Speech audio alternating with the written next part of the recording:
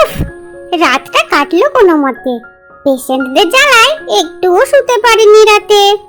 Good morning doctor ডুগু। আপনাকে আজ খুব টায়ার্ড দেখাচ্ছে যে। ও কিছু না, কাল রাতে অনেকগুলো নতুন পেশেন্ট ভর্তি হয়েছিল, রাতে একটুও শুতে পারিনি। এখন আসি কেমন? ডিউটি হ্যান্ডওভার করে দিয়েছি, এবার আমি বাড়ি চললাম, বাকিটা তোমরা সামলে নিও।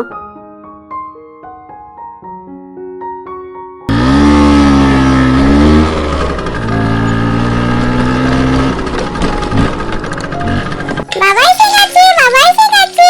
ও বাবা, ও বাবা, গল্প বলো, গল্প বলো। বাবা আমাদের সাথে ফুটবল খেলবে না? বুবু দুদু, বাবা খুব ক্লান্ত, বাবাকে একটু ঘুমোতে দাও, আমি এক্ষুনি কাজে বেরোবো। তোমরা দুষ্টুমি করবে না, মন দিয়ে পড়াশোনা করবে কেমন?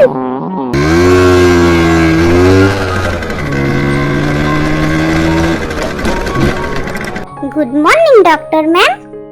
পেশেন্টরা সব অপেক্ষা করছে, আমি সবার নাম লিখে রেখেছি। টুম্পা সোনা দুটো খামতি দেনা, আমি মাইরি বলছি আর খৈনি খাবো না। টুম্পা নাকে নাকে ঘষে দেনা, টুম্পা তুই আমার পুচকি সোনা। টুম্পা না না না না না না না। জানেন ডক্টর ম্যাডাম, বাইরে সব মহিলারা বসে আছে আর একটা বদমাইশ ছোড়া ঘুরঘুর করছে মেয়েদের দিকে তাকিয়ে। ওখানে আমরা কি করে বসতে পারি বলুন? তাই নাকি? সিকিউরিটি নেই ওখানে? আচ্ছা ঠিক আছে, আমি গিয়ে দেখছি, বসুন একটু।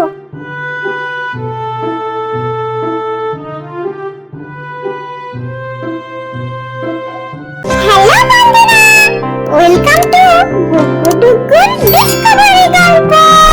টুম্পা সোনা দুটো খামতি দেনা, আমি মাইরি বলছি আর খৈনি খাবো না। টুম্পা নাকে নাকে ঘষে দেনা, টুম্পা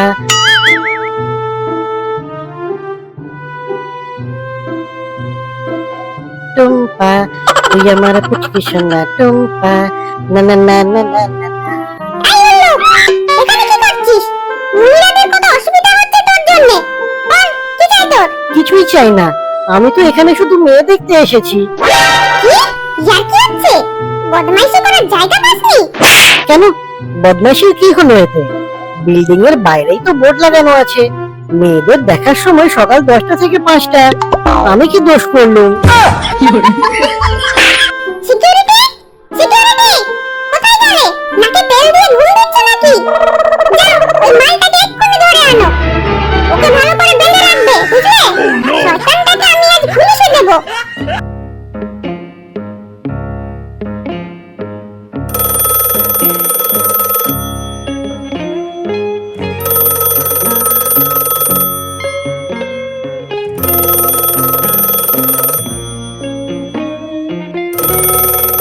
হ্যালো, তাই নাকি? এত শর্ট নোটিশে? আচ্ছা ঠিক আছে, তাহলে আর কি করা যাবে? বুগ্গু বাবু, পান্ডাপুর জঙ্গলের পাশে 4টে গ্রামে প্লেগ ছড়িয়ে পড়েছে, ওখানকার হসপিটালেও কোনো ডাক্তার নেই, খুব খারাপ অবস্থা। আমাদেরকে পরশুই ডিউটির জন্য ওখানে যেতে হবে, সরকার থেকে অর্ডার হয়েছে। বুবু ডুডুদের তো স্কুল খোলা রয়েছে। ডোরেমনকে ফোন করে একবার আসতে বলি কেমন? হ্যালো ডোরেমন, জরুরি দরকার, আমাদেরকে কয়েকদিনের জন্য জরুরি কাজে বাইরে যেতে হচ্ছে, তোমাকে কয়েকদিন বুবু ডুডুর সঙ্গে থাকতে হবে। পরদিন করব সরকারি গাড়ি এসে বুগু ডুগুকে নিয়ে বেরিয়ে পড়ল।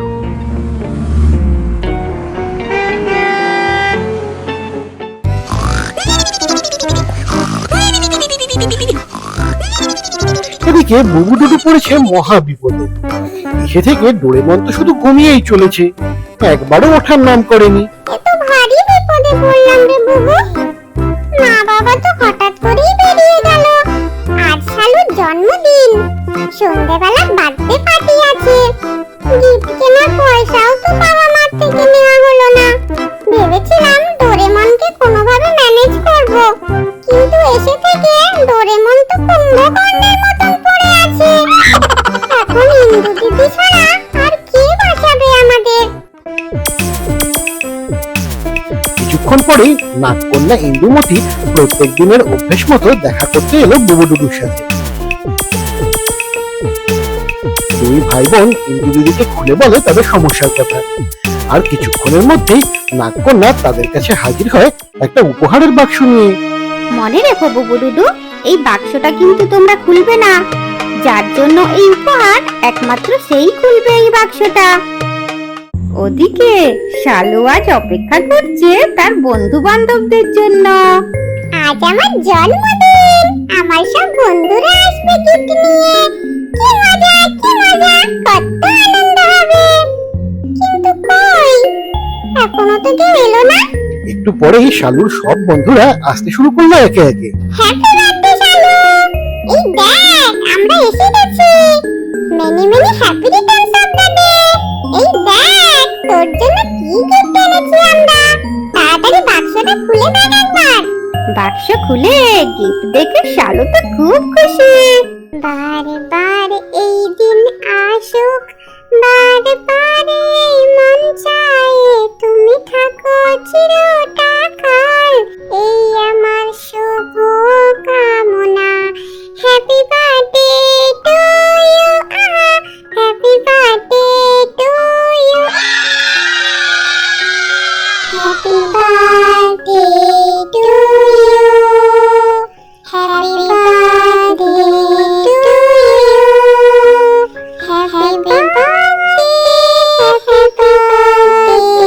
Happy birthday, happy birthday.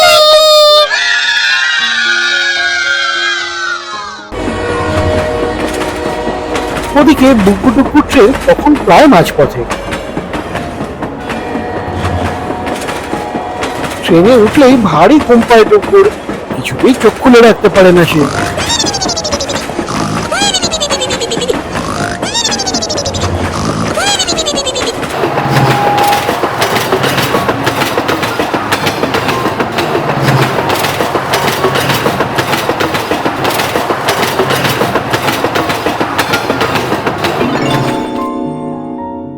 নতুন হসপিটালে পেশেন্টদের নিয়ে কটা দিন ভারী ব্যস্ত হয়ে পড়ে বুকুটুকু। ভাগ্যিস আপনারা দুজনে এসেছিলেন ডক্টর। এখানে তো কোনো ডাক্তার বাবুই আসতে চায় না। কিছুদিন আগে এই হসপিটালে এক ডাক্তার খুন হয়ে গেছিলেন। তারপর থেকে বিভিন্ন রকমের উপদ্রব শুরু হয় এখানে। লোকে বলতো অভিশাপ লেগেছে, কেউ ভর্তি হতো না এখানে। তারপরে হসপিটাল থেকে পুরো গ্রামে ছড়িয়ে পড়তে থাকে প্লেগ। অনেক লোক মারা যায়। তবে আপনাদের দেখে হয়তো এবারে অন্য ডাক্তার বাবুরা এখানে আসতে সাহস পাবে। তবে একটা কথা মনে রাখবেন, রাতের বেলায় পেশেন্টদের ওয়ার্ড ছাড়া এদিক ওদিক খুব একটা যাবেন না, যেন বলা তো যায় না, সাবধানের মান নেই। সেদিন রাতে কাজ শেষ করে বুকুটুকু হসপিটালের একটা ঘরে সবে শুতে যাবে। এমন সময় একটা অদ্ভুত আওয়াজ শুনে চমকে যায় দুজনে। শব্দটা স্বাভাবিক নয়। কোথা থেকে আওয়াজটা আসছে দেখতে ঘর থেকে বেরিয়ে পড়ে দুজনে।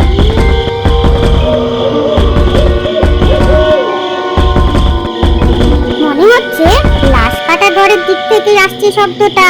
এত রাতে ওখানে কে? চলো তো দেখি কে। ওই গুগ্গু বাবু, এখানে তো সবই ঠিক আছে, কিন্তু আওয়াজটা কখন যেন বন্ধ হয়ে গেছে, খেয়াল করেছো? প্রচন্ড ঠান্ডা ফ্রিজারের ঘরখানা তখন পার করছিল বুকুটুকু। কিন্তু তারপর হঠাৎই যা হলো তার স্বপ্নেও কল্পনা করতে পারেনি কেউ। চোখের সামনে যা দেখলো বুকুটুকু, শীত তারা দিয়ে যেন একটা ঠান্ডা স্রোত হয়ে গেল দুজনে।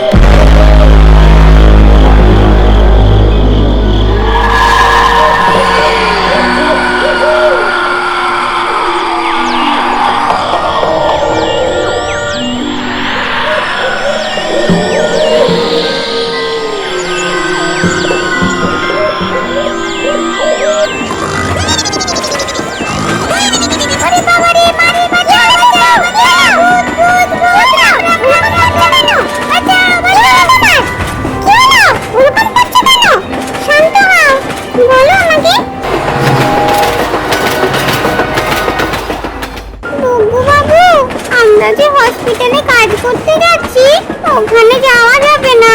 ওটা একটা অভিশপ্ত হসপিটাল, ভূতের উপদ্রব আছে ওখানে। কি কথা বলছো গুগু? ঘুমিয়ে ঘুমিয়ে স্বপ্ন দেখলে নাকি? আমরা তো এখন